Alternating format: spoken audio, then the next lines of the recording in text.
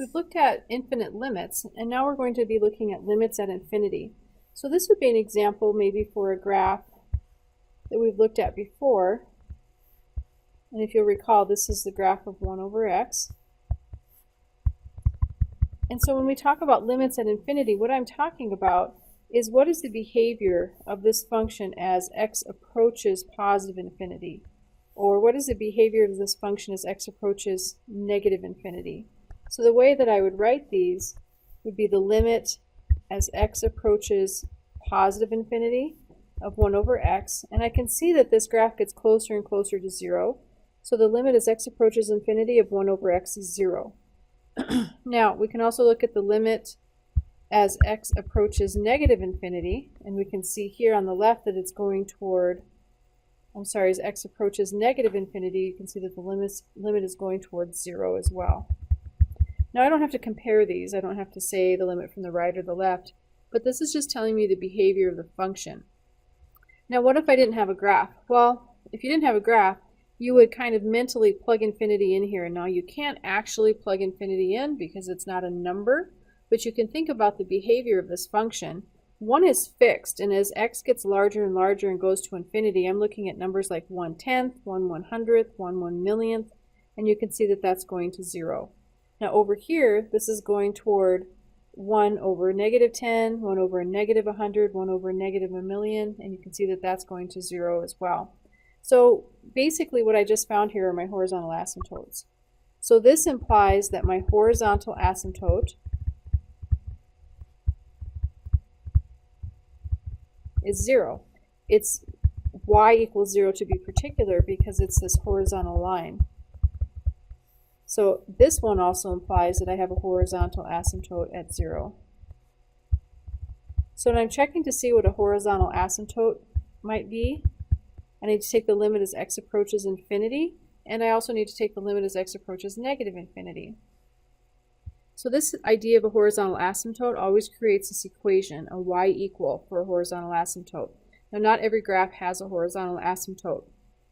In my math lab, sometimes you'll have to put the entire equation in, and sometimes they provide the y equal for you, and then you just have to fill in the box. So make sure when you're doing your homeworks and quizzes you have a look at that. Now we already knew our vertical asymptote from before. We'll go ahead and slip that in there real quick. This was the vertical asymptote, x equals 0. Now, a couple of characteristics about a horizontal asymptote. We call these the end behavior of a function, because it means what's going on at the end of the graph as we go toward positive and negative infinity. So this is the end behavior of the function.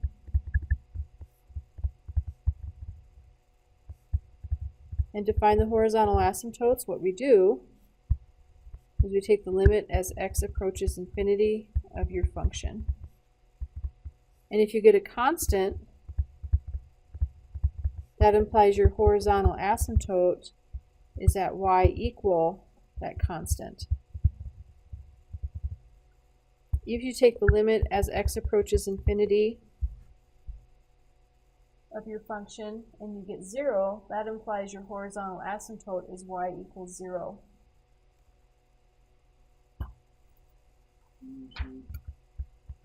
So this equals 0. Make me look like an infinity here. This implies that your horizontal asymptote is at y equals 0. Now sometimes I can take this limit as x approaches infinity, and I could do plus or minus infinity here. So I could substitute negative infinity for each of these. Sometimes I'll get infinity. This implies there is no horizontal asymptote if that's the case. So again, I need to check as x approaches infinity and negative infinity. And I'm just showing one instance here, but you should check for either one. So I'm going to put plus or minus. Now this doesn't mean from the right and from the left. This means positive and negative infinity. Now another interesting characteristic about horizontal asymptotes, because they're talking about the end behavior of the function, I can cross a horizontal asymptote. So you can cross a horizontal asymptote locally,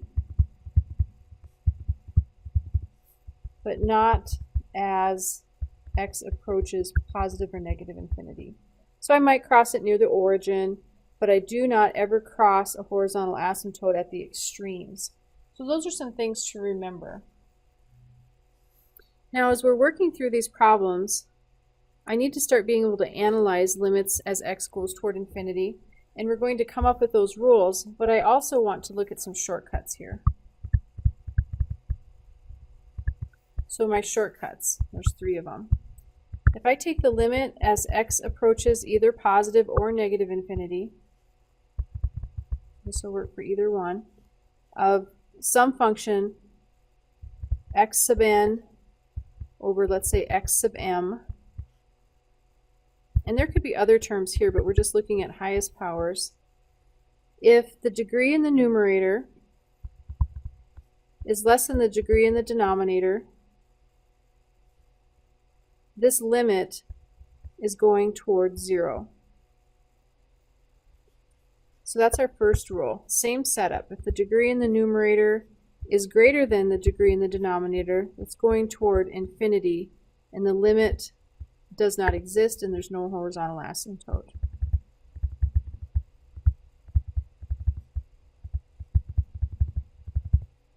Now over here, the horizontal asymptote was y equals 0. Third case, if the degree in the numerator equals the degree in the denominator, then what we have is the limit is the ratio of the leading coefficients.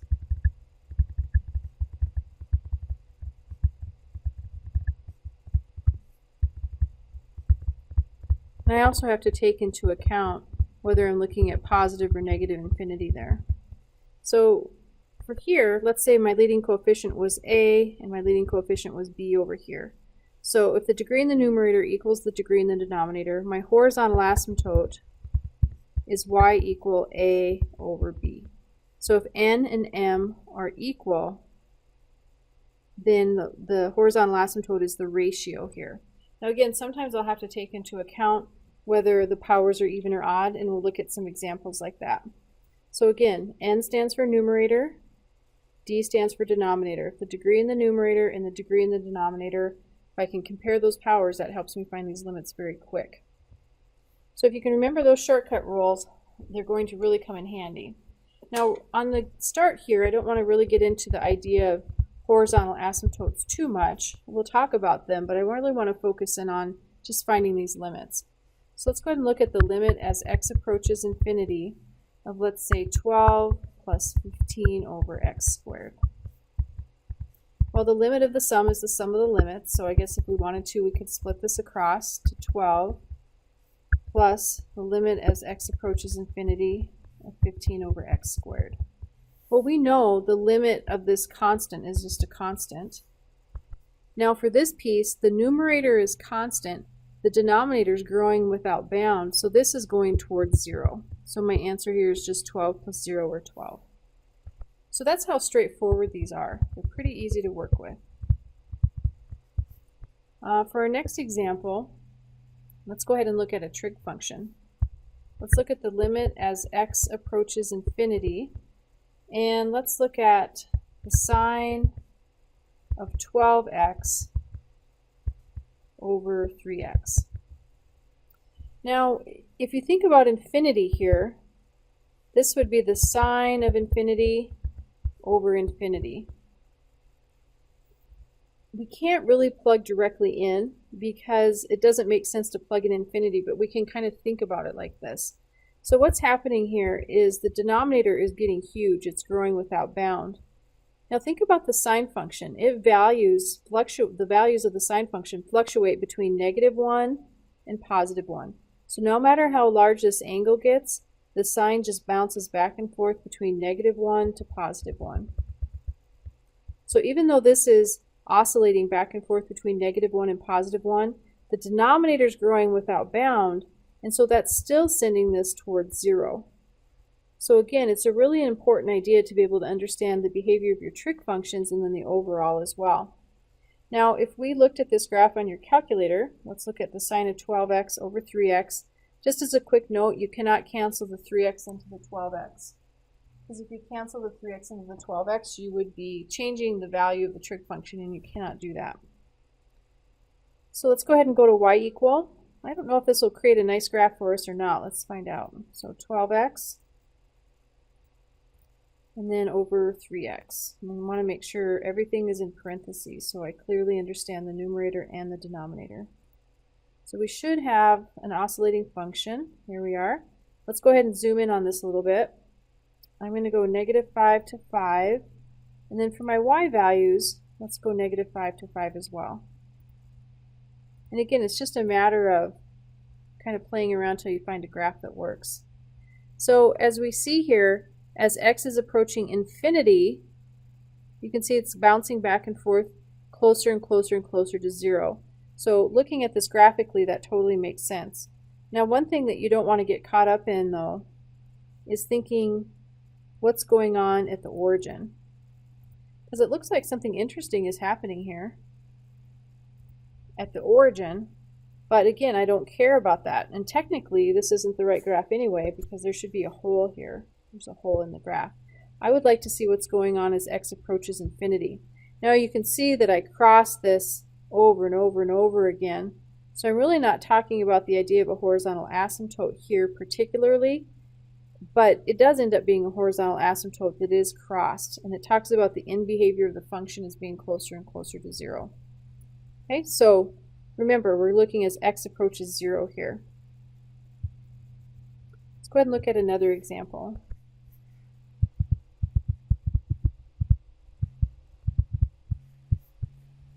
Okay, so for this example, we're still going to be looking at infinity, and let's see if we can use some of our shortcut rules. Let's look at the limit as x approaches infinity, 12x plus 15x squared plus 13x to the 5th. And then let's look at the denominator of 4x to the 5th plus 2. Now the thing I only care about here are the highest powers. Everything else I can ignore. It's only the two highest powers, no matter what order they're written in, that end up mattering. Now this equals 13 over 4 for my limit, and I need a reason why. You have to support that reason.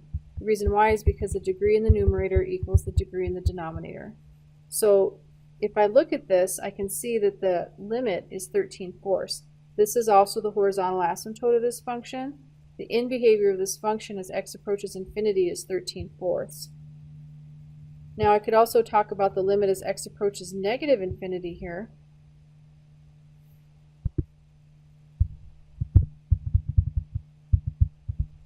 And we have to be careful here because my highest power is odd. So it's still going to be 13 over 4. But I want you to think about something. Reasoning is the same. Make sure you always justify your reasoning. Infinity, a negative infinity to the 5th, would give us a negative value. So this is really a negative 13 over a negative 4, which simplifies to 13 over 4. And so we want to keep that in mind. Now, if you didn't know these shortcut rules, the way that we would work this problem is algebraically. So let's go ahead and look at an example where we're going to pretend we don't know those shortcut rules and see if we can work with a function that's similar to the one that we just looked at. Okay, let's look at the limit as x approaches infinity. Let's do 4x squared plus 2x plus 1. Over 3x to the 4th plus 7. Now, if I plug infinity directly in, and I haven't shown this before, but this is an important idea, I get infinity over infinity. This is another indeterminate form. So I guess I kind of jumped the gun on some of these. I just went right for the solution, but really I should show this first. It's indeterminate form, and indeterminate form means to do more work. So up here, if I would have taken my limit as x approaches infinity, I would have gotten some degree of infinity over another degree of infinity, which is indeterminate, and an indeterminate form means to do more work. So that's what I was getting here. Now up here in my original one, I did not get infinity over infinity. I could just evaluate that. And then over here, I did not get infinity over infinity either. Okay, so you should check for that, and if it's indeterminate, do more work. The do more work that you could do is knowing your shortcut rules above, or I could divide through by the highest power of the exponent in the denominator.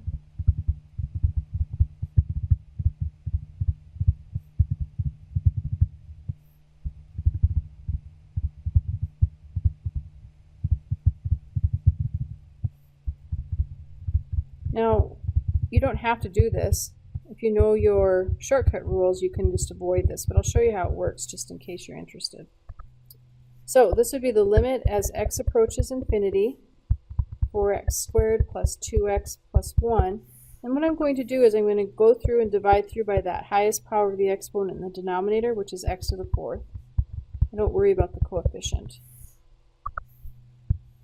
Okay, so I'm not changing the value of this expression because I am dividing through everything by the same value. Now when I do this, this hopefully simplifies to a form where I can come up with a solution. So the limit as x approaches infinity, this would simplify to 4 over x squared plus 2 over x cubed plus 1 over x to the 4th, all over 3 plus 7 over x squared. So now as I take my limit, I have a constant in the numerator. The denominator is growing out without bound. It goes to 0. In fact, all of these go to 0. Constant numerator, denominator growing without bound. Here I end up with a 3, and this goes to 0, so I'm just left with 0. So therefore, the horizontal asymptote is y equals 0 for this function. And the limit it as well.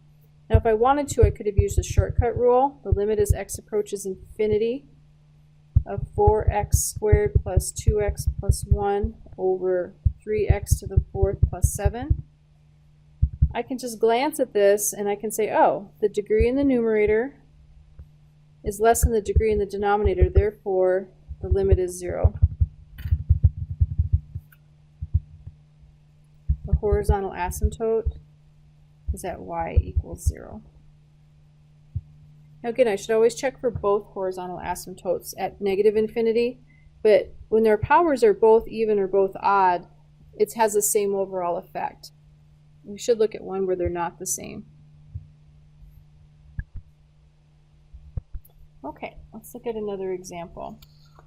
Now to be careful using that shortcut rule, your powers have to be very distinguishable, so you have to be able to compare those powers and justify your response. Let's look at an example. See if I can find a good one here. Next one, we're going to take two limits. We're going to take a limit as x approaches a positive and then also a negative infinity. So let's look at the limit as x approaches infinity of 43x to the 7th plus x squared all over 15x to the 6th minus 4x. So if you think about the degree in the numerator and the degree in the denominator, this is definitely higher in the numerator. So this is going toward infinity, and this is because the degree in the numerator is greater than the degree in the denominator. Now, a positive infinity to the 7th is a positive infinity. A positive infinity to the 6th is a positive infinity. Now, if I get a limit at infinity, that's an answer, but that answer implies the limit doesn't exist. So therefore, the limit does not exist.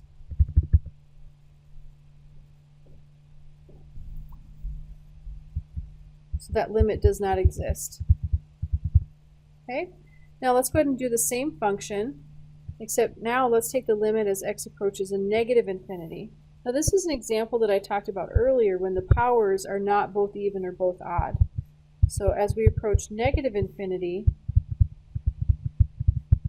what's happening here is the numerator degree is still greater than the denominator degree. So the degree in the numerator is still greater than the degree in the denominator, but this one's going toward negative infinity. Now why is that? A negative value to an odd power is negative. So this is some sort of a negative huge number. On the bottom, a negative power to an even number is some positive number. So a negative divided by a positive would equal a negative infinity. And the numerator is going faster toward infinity than the denominator because the power is higher. So they're both going toward infinity, but the numerator goes faster, and because it goes faster, it ends up going toward infinity, and it ends up being negative because I have an odd power on top and an even power on the bottom. So you do need to check that. Now, what does this mean in terms of horizontal asymptotes? Well, because the limit does not exist, that means there's no horizontal asymptote for either one of these. It doesn't mean the horizontal asymptote is 0. It just means there's no horizontal asymptote at all. For our next example, we're going to have to break a few rules that you probably learned in algebra. Now, we're not going to actually break the rule, but we're just going to kind of think about breaking the rule to see what the outcome would be for some particular limits. Now, again, this isn't analyzing using our shortcut rules. If you want to divide through by the highest power in the denominator, you can still do that.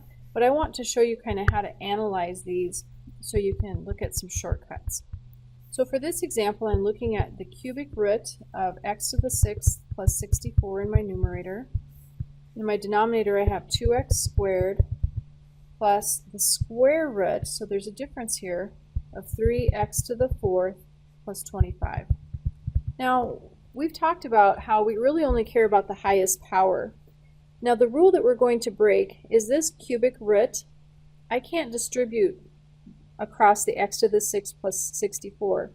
I can just kind of imagine what would happen if I just looked at the first part of this. So if I just looked at this piece of it, I'm not going to look at anything else because I just want to look at the highest power. I'm going to look at this piece, and I'm just going to look at the first piece of this as well. So I'm just looking at the first pieces. This is equivalent, or sort of like, the cubic root of x to the 6th. And the cubic root of x to the 6th is x squared. Those are your rules of exponents. 6 divided by 3 is 2. And then my denominator, I have 2x squared. This is going to be root 3. And then the square root of x to the 4th is x squared. It's not under the radical. So when I take my limit here, you can see that my powers are basically the same. I have an x squared in the numerator, and in the denominator, if I look at this, I have 2 plus root 3x squared. So I can kind of analyze it like that. Now, this has an implied 1 in the numerator. So now, this limit is equal to 1 over 2 plus root 3, and the reason why is because the degree in the numerator equals the degree in the denominator. So that means my horizontal asymptote is at y equal 1 over 2 plus root 3. So quite a bit going on here. If you don't like this kind of analytical method, now technically we can't just take the square root of these, but we're interested in the highest power, so I'm just going to ignore the rest. So we can just kind of analyze the behavior of those leading coefficients for this type of an example. Now in this case, as we look toward infinity and negative infinity for my limit, they would be the same because my powers are all even. If my powers were all odd or my powers were mixed, I would want to double check everything pretty carefully there. So that's an example of where we can kind of use our shortcut rules and analyze that. Again, if you don't like that approach, you can go ahead and look at dividing through by the highest power of the exponent in your denominator. So I'm trying to look at a function. I'm trying to get an idea of what it is.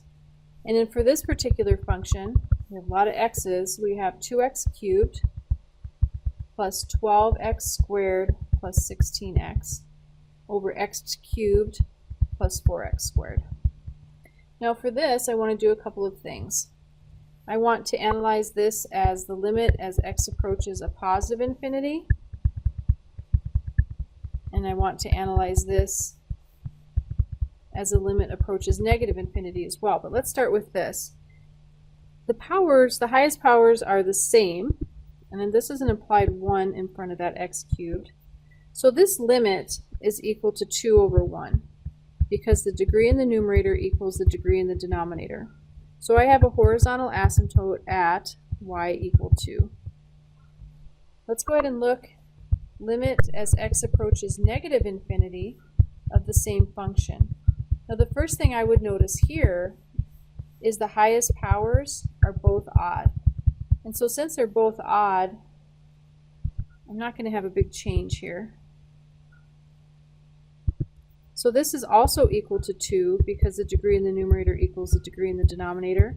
And this says I have a horizontal asymptote at y equal 2 as well. So sometimes they're different, but this time they turned out to be the same. Now why? Because this was actually a negative 2 over a negative 1 because of the negative infinity. And of course that just simplifies to 2. So that's the first thing we can look at here. Next I want to find vertical asymptotes.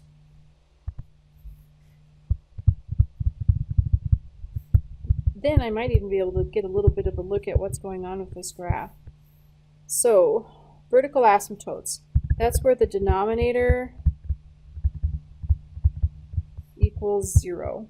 Okay, but this function looks like it has some canceling that needs to be done.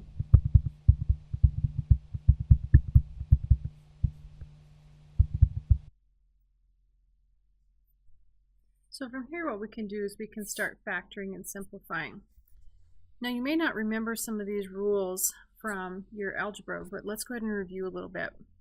In the numerator I definitely have, it looks like a 2 and an x that I could factor out. So if I factor out that 2x, I'm left with x squared plus 6x plus 8. In the denominator I have an x squared I could factor out. If I factor out that x squared, I'm left with x plus 4. Now, this is what we might not remember. These x's cancel, and I'm left with just one of the x's in the denominator. And when I can cancel one of the factors, that leaves a hole in the graph. So I have a couple of things here. I have a hole at this factor that we canceled at x equals 0. However, I'm still left with a hole, I'm still left with a factor of x in the denominator. So what was a hole, now I can think about as a vertical asymptote. So there are a couple different things that we can look at here. Because I have the extra x left over, that hole becomes an asymptote. Now I think I can factor one more step in the numerator, so let's go ahead and try that. So I'm left with a 2, and then this factors into x plus 4, x plus 2. In the denominator I'm left over with that x times x plus 4. So back to that idea of talking about a hole, these cancel, and when I'm done, my new value of f of x is going to be equal to 2 times the quantity x plus 2 all over x. Now I have to remember my original restrictions. X cannot equal, from where I canceled right here, negative 4. And this is just going to be a hole in my graph. Now from what I'm left with also, I see that x cannot equal 0, which will be a vertical asymptote. This one is a hole because it canceled. So if I were to graph this, it would be a line with a hole in it, or a curve with a hole in it. So x equals 0 is my vertical asymptote. Now there's a couple other things that we could look at here. We could start looking at horizontal asymptote as well. So if we think about a horizontal asymptote, remember I take the limit as x approaches infinity of this expression. Now if you'll note, the degree in the numerator and the degree in the denominator here are the same, so I could use my shortcut rule, or I could evaluate this and get infinity over infinity, which is indeterminate, and I could divide through by the highest power of the exponent in the denominator as well to help. So this is equal to 2 over 1, and that's because the degree in the numerator equals the degree in the denominator. So I have a horizontal asymptote at y equal 2. Now I also need to check my other limit as x approaches negative infinity of the same expression. Now this time, when I check my limit, I'm not going to get 2 for my first step. When I take my limit as x approaches negative infinity, I get a negative 2 over a negative 1, which eventually simplifies to 2. Now this is because the degree in the numerator and the degree in the denominator are the same. So this also tells me that I have a horizontal asymptote at y equal 2. Now the reason it's a negative 2 over a negative infinity, remember as I plug negative values in here and I take it to the third power, a negative times a negative times a negative is a negative. So this piece would be a negative 2, and the same will go with the denominator. So I have a little bit of an idea about what this graph could look like. Okay, so I know I have a horizontal asymptote at y equal 2.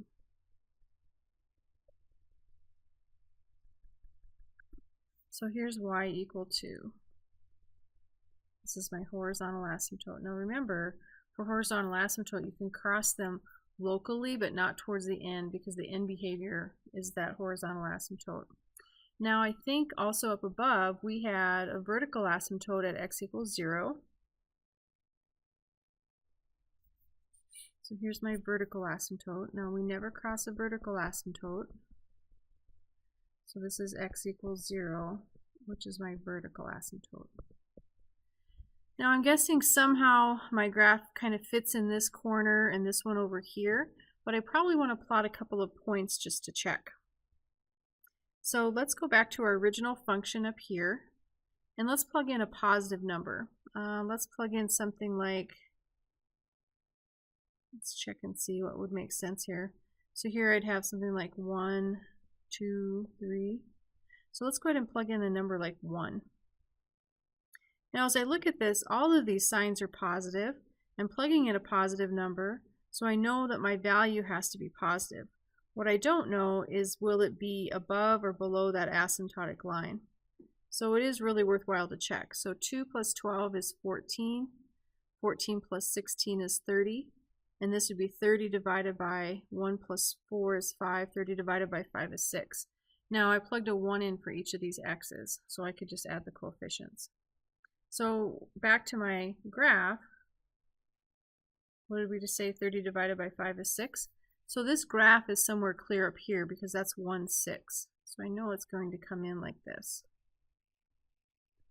Okay, now what we can look at next is trying to figure out, is the rest of my graph over here in this left quadrant or down here in this diagonal quadrant.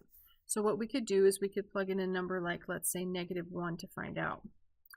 I'm just going to look right here at my original function. And remember, if I square a -1, it becomes positive. If I cube a -1, it becomes negative. So this would be a -2 plus 12 is 10. Okay, this would be a -16. 10 minus 16 is -6. So far I have a -6. The denominator is going to be a -1 plus a 4. -1 plus 4 is 3. So I end up with a -2 here. So this is somewhere down here on my graph. So as I'm looking at this, it looks like to me that this is what my graph will look like, just as a quick curve sketch.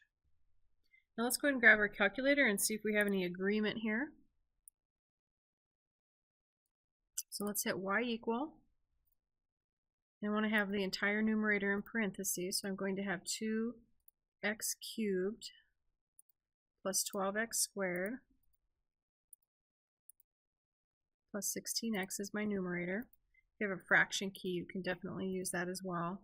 And then my denominator has to be in parentheses too. It's x cubed plus 4x squared.